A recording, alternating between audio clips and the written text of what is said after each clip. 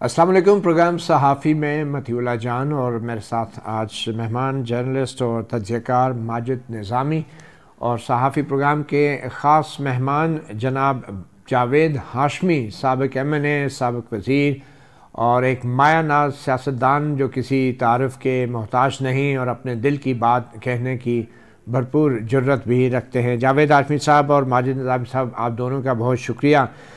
आज पाकिस्तान में सियासी सरगर्मियों में तेज़ी आ रही है, बल्कि दिन ब दिन तेज़ी आती जा रही है और ख़ास तौर पे नून लीग की तरफ से भी पंजाब में जहां अपनी मुहिम का बाकायदा आगाज़ कर दिया गया है जलसे जुलूसों के साथ। पाकिस्तान पीपल्स पार्टी ने भी अपने जलसे जुलूस का आगाज़ कर दिया है। हाशमी साहब, मैं आपकी तरफ आना चाहूँगा, मगर मैं ज़रा मुख्तसरन अगर आपकी इजाज़त हो तो माजिद निज़ामी साहब से तख्त लाहौर में जो दंगल हो रहा है उसका मुख्तसरन कुछ हाल अहवाल पूछ लूँ, उसके बाद हम आपकी राय भी ज़रूर लेना चाहेंगे। माजिद निज़ामी साहब, क्या कहेंगे लाहौर में जो दंगल होने जा रहा है, इसमें बड़े बड़े नाम हैं, अब्दुल अलीम खान, नवाज़ शरीफ, शहबाज शरीफ, बिलावल भुट्टो, मरियम नवाज़, हमज़ा शहबाज, ओन चौधरी, डॉक्टर यास्मीन राशिद और सलमान अकरम राजा। कुल मिला के 266 उम्मीदवार हैं और लाहौर की कौमी असम्बली की जो 14 नशस्तें हैं उनके ऊपर ये एक दूसरे से बरसरे पैकार हैं। क्या सूरत हाल देख रहे हैं आप? ये ख़ास तौर पे नून लीग के जो क़यादत है इसके क्या प्रॉस्पेक्ट्स हैं लाहौर में और किस किस्म का रिस्पांस आपके नज़दीक इनको मिल रहा है अभी तक? जी बहुत शुक्रिया। मैं समझता हूँ कि लाहौर की इंतखाबी जंग के दो पहलू हैं। एक पहलू तो ये है कि जो मुस्लिम लीग नून के अंदर टिकटों पर एक जंग हुई जिसमें मरियम नवाज शरीफ ने फतह हासिल की। पहले उसका कुछ अहवाल, उसके बाद फिर मुस्लिम लीग नून और तहरीक इंसाफ के माबैन जो मामला है उस पर बात करते हैं। ये लाहौर में 20 साल में पहली मरतबा ऐसे हो रहा है कि हमज़ा शहबाज शरीफ ग्रुप मुकम्मल तौर पर टिकटों की तकसीम से निकल चुका है और मरियम नवाज शरीफ ने लाहौर की टिकटें और लाहौर की जो तंजीम है उस पर अपना टेक ओवर मुकम्मल कर लिया है। पहले मरियम नवाज शरीफ ने लाहौर के सदर जो सैफुल मलूक खोखर हैं उन्हें अपॉइंट किया, जो कि हमज़ा शहबाज से ज़्यादा मरियम नवाज के करीब समझे जाते हैं। दूसरे नंबर पर पंजाब असम्बली और कौमी असम्बली की मखसूस नशिस्तों में हमज़ा शहबाज शरीफ की तमाम सिफारशात को नज़रअंदाज किया गया और मरियम नवाज शरीफ ग्रुप की ख़वातीन को वहाँ पर लाया गया। अब तीसरे मरहले में हमज़ा शहबाज शरीफ ग्रुप के जितने बड़े नाम थे उन्हें लाहौर से टिकट नहीं दिया गया और मरियम नवाज शरीफ ने अपने ग्रुप में, जिसमें ज़्यादातर खोखर बरादरान हैं, ऐसे 7 टिकट खोखर बरादरी को दिए जो मरियम नवाज के करीब समझे जाते हैं। इसलिए लाहौर में जो कज़न्स की एक अंदरूनी चपकलिश थी उसमें हमज़ा शहबाज शरीफ इस टाइम मुकम्मल तौर पर आउट हो चुके हैं और मरियम नवाज़ ने टेक ओवर कर लिया है। लाहौर के अंदर तंज़िया तौर पे ये बातें भी की गई कि हमज़ा शहबाज शरीफ को भी इस मामले में शुक्र अदा करना चाहिए कि कम से कम उन्हें भी टिकट मिल गया, वरना जिस रफ्तार से टेक ओवर हुआ है हो सकता है उन्हें भी टिकट ना मिलता। अच्छा माजिद निज़ामी साहब, इसमें सवाल ये पैदा होता है कि ये मरियम नवाज़ का और हमज़ा शहबाज का वैसे सियासी तौर पे मुवाजना करना ही क्यों पड़ता है हमें? और क्या मरियम नवाज़ जो है वो एक बड़ी क्राउड पुलर नहीं है और उनके मुकाबले में हमज़ा शहबाज का कैसे मुवाजना किया जा सकता है सियासी तौर पे मरियम के साथ? जी ये बिल्कुल इस तरह से दोनों मुख्तलिफ हैं और इनका मुवाजना इसलिए बनता है कि मरियम नवाज़ के हवाले से ये कहा जा रहा था कि उनके पास इंतखाबी हलकों की प्लानिंग और तंजीमी तौर पर जो सेटअप है उसकी सलाहियत नहीं है, जबकि हमज़ा शहबाज ने तरक्याती फंड्स हों, टिकट्स का फैसला हो, नून लीग की तंजीम साजी हो, उस सब के अंदर पिछले 20 साल में भरपूर हिस्सा लिया है और इसलिए लाहौर और पंजाब के अंदर पहले मुस्लिम लीग नून के रहनुमा हमज़ा शहबाज की तरफ मुतवज्जो होते थे, लेकिन अभी 2-3 साल में जो सूरत हाल बदली है तो अब वो सारा फोकस शिफ्ट होकर मरियम नवाज शरीफ की तरफ जा रहा है।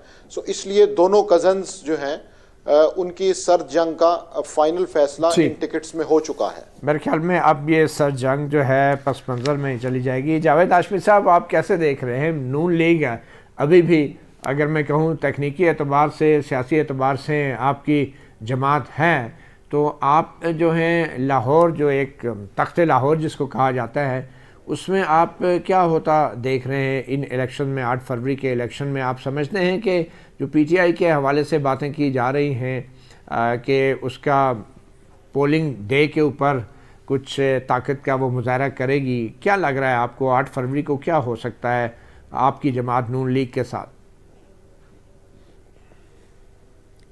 देखिए, मुझे मुस्लिम लीग नून की तर्जमानी का हक तो नहीं है, फिर मुझे निज़ामी साहब की तरफ तजिया निकाल पर समझ लें। देखिए, मैं लाहौर को जानता हूँ और वहाँ से 70 से लेकर आज तक तमाम वहाँ के जो नशेब व फराज हैं उससे मैं आगाह हूँ, आगाही है हासिल मुझे। ये वैसे तो लाहौर जो है वो नून लीग का बिल्कुल कैपिटल है लाहौर, लेकिन बहुत सारी तब्दीलियाँ आ चुकी हुई हैं। जो मुस्लिम लीग ने वहाँ पे बड़े अच्छे तरीके से लोगों को एंगेज रखा है बड़े अरसे तक, और ख़ास तौर पे अभी जैसे ये फरमा रहे थे, अब चूँकि ये एक फितरी बात है कि इस तरह की पार्टियाँ जो जहाँ पे ख़ानदानों का असर ज़्यादा हो जाता है, और वो भी शायद इसलिए हो रहा हो कि वो ख़ानदान कुर्बानी भी ज़्यादा दे रहा है, तो इसलिए उनका असर ज़्यादा होता जाता है। तो फिर वो आपस में हर आदमी समझता है कि मेरी कुर्बानियाँ मेरे कज़न से ज़्यादा हैं, और वो समझते हैं कि नहीं, मैं आप जैसे अभी कह रहे थे कि वो ज़्यादा उनकी नाम जो है मरियम नवाज जो हैं वो क्राउड पुलर हैं, वो ऑब्वियसली क्राउड पुलर भी हैं, तो ये तो उनके अंदर की जंग है। लेकिन अमली तौर पर इस तरह की पार्टियां फिर एक लिहाज से वो नीचे की तरफ चली जाती हैं। अच्छा, असल मुकाबला किसका है नून लीग का? हाशमी साहब, आपके नज़दीक लाहौर में नून लीग का असल मुकाबला किसके साथ है? अपने साथ है। अच्छा, मुस्लिम लीग का मुकाबला क्या उनके मुकाबले में जगह पे अपने साथ जो यास्मीन राशिद हैं, सलमान अकरम राजा हैं पीटीआई के, क्या वो उनके साथ मुकाबला नहीं है नून लीग का? देखिए जी, वो बुनियादी तौर पे नवाज शरीफ के किले को ये सही है कि पीटीआई ने उसको वो बराबर सतह पे आके खड़े हो गए हैं। अब जो आने वाले, आपने 2-3 नाम लिए, यास्मीन राशिद साहबा, वो उनके फादर इन लॉ, तो मेरा उनसे भी इलेक्शन हुआ था, मलिक गुलाम नबी साहब से। तो भी वो ये अफराद की, इनकी तो कोई वो नहीं है जो उनकी कुर्बानियाँ हैं अपनी पार्टी के लिए, यास्मीन राशिद साहबा की। तो लेकिन मैं लाहौर के ऊपर मुझे शायद मैं इनकरेज कर रहा हूँगा अपनी सलाहियतों से भी और अपनी मालूमात से भी, वो कौन आगे जाता है कौन पीछे जाता है, मेरी बात जो है वो एक ला हासिल बात होगी। माजिद निज़ामी साहब, आपके ख्याल में लाहौर में बहुत कुछ बदल नहीं गया सियासी एतबार से, और नौजवान वोटरों की भी एक बड़ी तादाद है, 36 से 45 साल की उम्र की जो वोटर हैं वो 15,27,000 के करीब हैं, तो और 46 से 55 साल के जो हैं वो 10 लाख हैं, और नौजवान वोटर 18 से 25 के जो वो 11,53,000 से ज़्यादा वोटर हैं। तो लाहौर बदल नहीं गया 2013 के बाद से, जब नून लीग ने हुकूमत बनाई थी? जी, मुझे ऐसे लगता है कि ये जो नौजवान वोटर्स हैं, इन्हें एक खुफिया ख़तरा करार दिया जा रहा है। इसी वजह से लाहौर के अंदर जो कैंपेन चल रही है वो प्रैक्टिकली ग्राउंड पे ज़्यादा नहीं है, वो डिजिटली और सोशल मीडिया पर ज़्यादा है।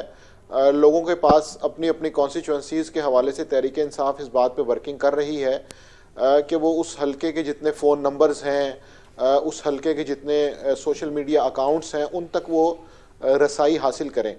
लाहौर के ज़िमनी इलेक्शंस के अंदर भी उन्होंने इस तरीक़ेकार को अपनाते हुए कुछ ना कुछ कारकर्दगी दिखाई थी, जिसके अंदर उन्हें कामयाबी हासिल हुई।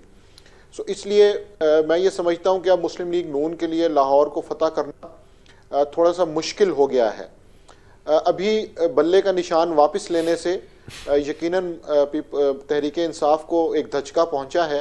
अब देखना यह है कि ये जो 20 से 25 दिन की इलेक्शन कैंपेन है, इसके अंदर तहरीक इंसाफ कैसे परफॉर्म करती है, क्योंकि प्रैक्टिकली ग्राउंड में लाहौर में तो तहरीक इंसाफ की एक्टिविटी नज़र नहीं आ रही, लेकिन चूंकि लाहौर की आबादी का सोशल मीडिया का यूजेज और फ़ोन का यूजेज बहुत ज़्यादा है, सो इसलिए उस तरीके को इस्तेमाल करते हुए वोटर्स तक पहुंचने की कोशिश की जा रही है।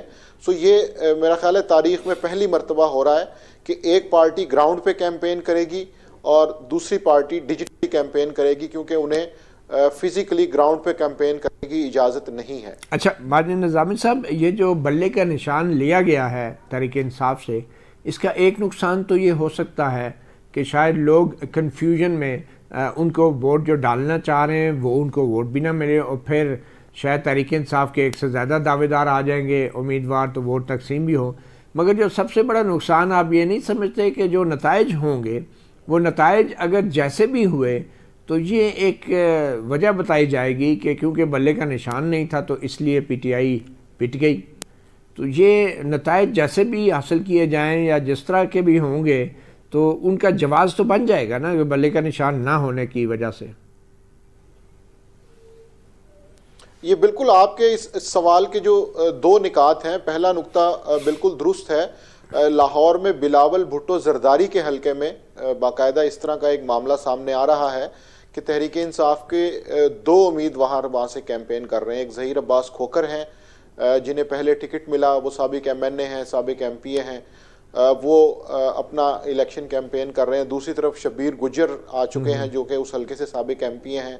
उनके बारे में कहा जा रहा है कि जी उन्हें रिप्लेस करके टिकट दिया गया, लेकिन प्रॉब्लम वही है कि अब चूंकि बल्ला नहीं है, सो इसलिए एक से ज़ायद लोग किसी भी कॉन्स्टिट्यूंसी के अंदर ये क्लेम कर सकते हैं। और दूसरी बात ये बिल्कुल दुरुस्त है कि जब वोटर पोलिंग स्टेशन पे जाएगा तो पहले उसने दोनों बैलेट पेपर्स के ऊपर एक ही निशान के ऊपर मोहर लगानी थी, लेकिन अब जब तहरीक इंसाफ का वोटर वहाँ पे जाएगा तो उसे दो बैलेट पेपर्स पर दो मुख्तलिफ निशानात के ऊपर स्टैंप करनी होगी, तब तहरीक इंसाफ कामयाबी की तरफ जा सकती है। सो ये वाला जो एक मरहला है ये डेफिनेटली तहरीक इंसाफ के लिए खासा मुश्किल होगा। बहरहाल मैं तीसरे मरहले की भी बात कर रहा था कि नताइज जैसे भी आए तो उनकी कोई जवाब तो बन जाएगा ना कि क्योंकि बल्ले का निशान नहीं था तो इसलिए ये नताइज आए और इसलिए शायद कोई जीत गया कोई हार गया, तो वो जवाब भी एक बन सकेगा अगर नताइज अगर गैर कानूनी तरीके से भी हासिल किए गए तो। जी बिल्कुल, उसकी वजह यह है कि तहरीक इंसाफ को एक MNA के हलके के अंदर कम से कम 600 से 800 लोग ऐसे चाहिए होंगे इलेक्शन डे के ऊपर जो वोटों की गिनती के वक्त वहां पर मौजूद हो, हर पोलिंग स्टेशन के ऊपर, पोलिंग बूथ के ऊपर, ताकि वहां पर वो उसकी शफाफियत को यकीनी बना सकें। लेकिन इन हालात में ऐसा मुमकिन नजर नहीं आ रहा। पीटीआई के बात, आपका खदशा बिल्कुल दुरुस्त है। बिल्कुल, पीटीआई के एजेंट्स कितने होंगे और कितने नहीं होंगे ये पोलिंग डे के दिन ही पता चलेगा। जावेद हाशमी साहब, जो बल्ले का निशान अब सुप्रीम कोर्ट की तरफ से भी फैसला आ गया है कि पीटीआई को नहीं दिया जाएगा, आप सुप्रीम कोर्ट के इस फैसले को कैसे देखते हैं बतौर एक सियासतदान जिसने कई बार इलेक्शन लड़े? ये निशान जो है क्या ये सियासी जमात के लिए होता है या लोगों के लिए होता है? सुप्रीम कोर्ट के फैसले को आप कैसे देखते हैं? मतीउल्लाह, आप 2 दिन सुप्रीम कोर्ट में बैठ के वहाँ की प्रोसीजर को सुनते रहे, देखते रहे 3 दिन। बार बार एक केस का जिक्र किया जाता था, जावेद हाशमी केस जी, वो उसके ऊपर भी ही बैंक कर रहा था अटॉर्नी जनरल भी, और काजी ईसा साहब भी। वो क्या था जावेद हाशमी केस? वो ये था कि मैं यहाँ से हाई कोर्ट ने मेरे हक़ में फैसला कर दिया, इलेक्शन प्रोसेस ऑन था, उसकी वजह से मैं जीत रहा था। तो सुप्रीम कोर्ट ने कहा कि उन्होंने इख्तलाफी फैसला था, नसीम हसन शाह एक तरफ थे, दो अब्दुल अलीम चीफ जस्टिस थे, वो दूसरी तरफ थे। तो उन्होंने कहा कि जब इलेक्शन प्रोसेस शुरू हो जाता है तो इलेक्शन कमीशन जो है वो उसकी पावर्स सुप्रीम कोर्ट से भी बढ़ जाती है, इसलिए ये लाहौर पेशावर हाई कोर्ट को ये फैसला नहीं देना चाहिए था और ना ही हमारी इस जुरिस्डिक्शन है कि हम इलेक्शन कमीशन के फैसले में मदाखलत करें। तो इस तरीके से उन्होंने फैसला दे के मुझे तो हरा दिया, लेकिन उसके ज़रिए से जब उन्होंने आज फैसला दिया है उसकी वजह से पूरी कौम को एक भले की उससे महरूम करके एक पार्टी को पूरी तरह इलेक्शन से महरूम कर दिया गया है। अभी जैसे बातें हो रही हैं कि आप बल्ला जब नहीं है तो हर आदमी का क्लेम कर रहा है कि टिकट तो मुझे मिली हुई है। कंफ्यूज कर रहे हैं आप। एक बड़ी पार्टी को इलेक्शन में हिस्सा लेने का इजाज़त नहीं दी गई, उसको डिनाई करके एक बल्ले को, ये सिर्फ बल्ला आवाम के लिए तो ज़रूरी था कि एक पहचान है उनकी, वो जाके पार्टी का निशान लेते हैं और फिर उसके ऊपर ठप्पा लगा के आते हैं। अब अगर जाएं वहाँ तो किसी का चिमटा है, किसी का कद्दू है, किसी का बैंगन है, तो उस तरीके से एक पार्टी के इलेक्शन में हिस्सा लेने को बैन कर दिया गया है, कालेदम कर दिया गया है। मगर हाशिम साहब, क्या सुप्रीम कोर्ट के जजेस को इतनी बुनियादी सी बात आपके ख्याल में समझ नहीं आई कि ये निशान कितना अहम है आम लोगों के लिए, वोटरों के लिए? देखिए, हमारी जो चीफ जस्टिस साहब ने, मैं खुद हैरान हो रहा था। देखिए, जब आपका जो कानून है उसका वसी समंदर है। अब उसमें वो एक पहलू ले लिया उन्होंने, जैसे एक नाली, उसको आप क्रॉस ही नहीं कर पा रहे, समंदर को आपने नज़रअंदाज कर दिया है। वो उन्होंने एक बहुत लिमिटेड व्यू था हमारे इस फैसले के ज़रिए। उन्होंने इस बात पे आज भी जैसे चीफ जस्टिस किसी को कह रहे थे कि रिलीफ लेना को हो तो हमारे पास आ जाते हैं, फिर तनकीद करते हैं। भाई, आप तो चीफ जस्टिस हैं, आपने तो फैसला करना है।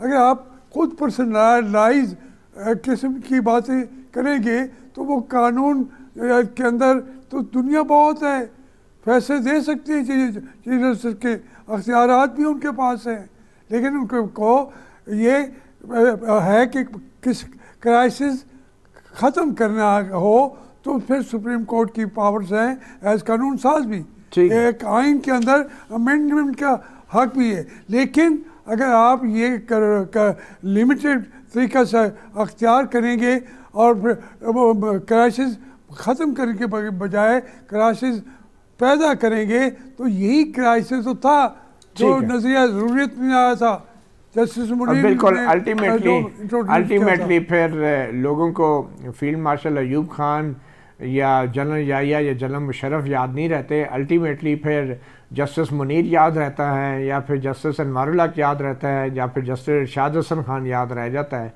और अल्टीमेटली ज़िम्मेदारी जो है वो सुप्रीम कोर्ट और उनके जजेस पे ही आती है। एक छोटी सी ब्रेक लेंगे और ब्रेक के बाद जावेद हाशमी साहब और माजिद निज़ामी साहब, आपसे हम ये जानने की कोशिश करेंगे कि जो इल्ज़ाम एक तहरीक इंसाफ पे लगा है कि पार्टी के अंदर इंतखाबात दुरुस्त तरीके से नहीं हुए, तो आप दोनों इस मामले में क्या कहेंगे कि बतौर PTI के लीडर और बतौर नून लीग के लीडर हाशमी साहब, आपका दोनों पार्टियों में तजर्बा क्या रहा कि वहाँ पर इंतखाबात होते कैसे और क्या ऐसे होने भी चाहिए या नहीं? एक छोटी सी ब्रेक के बाद।